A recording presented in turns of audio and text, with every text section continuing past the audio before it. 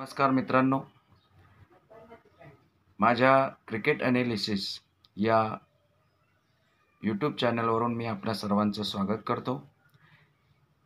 काल आपण जो काही व्हिडिओ या ठिकाणी शेअर केलेला होता किंवा त्याच्या अगोदरचे जे 1-2 व्हिडिओ होते, त्या सर्व व्हिडिओजना आपण खूप भरभरून प्रतिसाद दिला. त्याबद्दल मी चंद्रकांत शिंदे आपल्या सर्वांचं स्वागत करतो. मी सर्वांचा आभार मानतो. आज आपल्याला भारत आणि श्रीलंका या मॅच संदर्भात बोलायचं आहे. आपलं सगळ्यात महत्त्वाची गोष्ट ही आहे की आपल्या आजच्या मॅचसाठी भारतीय संघाची टीम जी प्लेइंग 11 आहे ती कशी असेल हा प्रश्न आहे. कारण आपण बघितलं की मागच्या मॅचला श्रीलंकेनं एकच पेसर खेळवला, तो म्हणजे आसिफ फर्नांडो, आणि बाकी सर्व त्यांचा स्पिन अटॅक होता. आजची आपली प्लेइंग 11 मला वाटतं की आपण पण एक पेसर खेळावा आणि आपल्याकडे पण 3-4 स्पिनर असावेत. आता शेवटी हा सगळा काही जे डिसिजन आहे तो रोहित शर्माला घ्यायचा आहे, गौतम गंभीरला घ्यायचा आहे. आणि आजची जी मॅच आहे ती आपल्या दृष्टीने खूप महत्त्वाची आहे. आपण 2025चं जे चॅम्पियन्स ट्रॉफी आहे त्याच्यासाठी आपण सेट करतोय टीम. 2027चा वन डे वर्ल्ड कप आहे त्याच्यासाठी पण आपण टीम सेट करतोय. आणि मला असं वाटतं की रोहित शर्मा आणि शुभमन गिल ज्या पद्धतीने सुरुवातीला सुरुवात करतात ते खूप चांगलं आहे. मागच्या मॅचला आपण बघितलं की 14 ओव्हर्समध्ये आपण जवळपास 97 रन्स केले. त्यानंतर आपण 50 धावात 6 विकेट्स गमावल्या. सगळ्यात महत्त्वाची गोष्ट आहे की विराट कोहली आणि श्रेयस अय्यर हे फेल जात आहेत मध्ये. राहुलची बॅट चालत नाही आहे, त्याच्यामुळे हा प्रॉब्लेम निश्चितपणे झालेला आहे. आणि मला असं वाटतं की आजच्या मॅचमध्ये चांगली बॅटिंग ही झाली पाहिजे भारतीय बॅट्समनकडून. सगळ्यात महत्त्वाची गोष्ट ही आहे की रोहित शर्मा भरात खेळतोय, तो अगदी त्याचा नैसर्गिक खेळ दाखवतोय.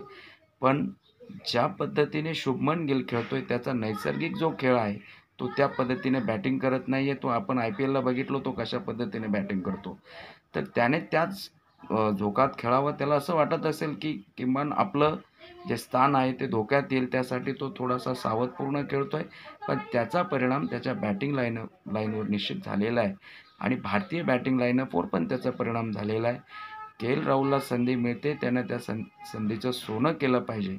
कारण मला असं वाटतं की त्याची बॅटिंग एवढी खास चालत नाही आहे. मागच्या मॅचला पण आपण बघितलं की त्याला एक चांगला चान्स होता. तो जर चांगली बॅटिंग केली असती तर ती मॅच आपण जिंकली असती. तर निश्चितपणे मला असं वाटतं की भारतीय संघाला आजची जर मॅच जिंकायची असेल तर बॅट्समनला चांगली धावसंख्या उभारावी लागेल. श्रीलंकेचे आपण 5-6 विकेट्स लवकर बाद करतो, पण नंतर वेलगेसारखा बॅट्समन आपल्याला त्रास देतोय. त्याला पण लवकर बाद करणं गरजेचं आहे. 220च्या प्लस धावसंख्या कोलंबोच्या प्रेमदासा स्टेडियमवर गेली की मग मात्र तिथे कठीण होऊन बसतं. हा स्पिन खेळपट्टी असणारी ही जी कोलंबोचे जे काही प्रेमदासा स्टेडियम आहे तिथे ही जी काही खेळपट्टी आहे ती स्पिन आहे. त्याच्यामुळे आपल्या या टर्निंग ट्रॅकवर खेळत असताना भारतीय बॅट्समनला अगदी सावधपूर्ण खेळावं लागेल. मागच्या मॅचला विशेष म्हणजे हसरंगा नव्हता. वंडरसनने ज्या पद्धतीने बॉलिंग केली ते लाजवाब होती. त्याचं कौतुक निश्चित करावं लागेल, कारण भारतीय बॅट्समन त्याच्या बॉलिंगवर पूर्णपणे चकले होते. आपला स्पिन अटॅक पण चांगला आहे. वॉशिंग्टन सुंदर असेल, अक्षर पटेल असेल, चांगली बॉलिंग करत आहेत. कुलदीप यादव थोडासा अजून भरात येण्याची गरज आहे, त्याला विकेट्स मिळत नाही आहे, तोच एक प्रॉब्लेम होतो आहे.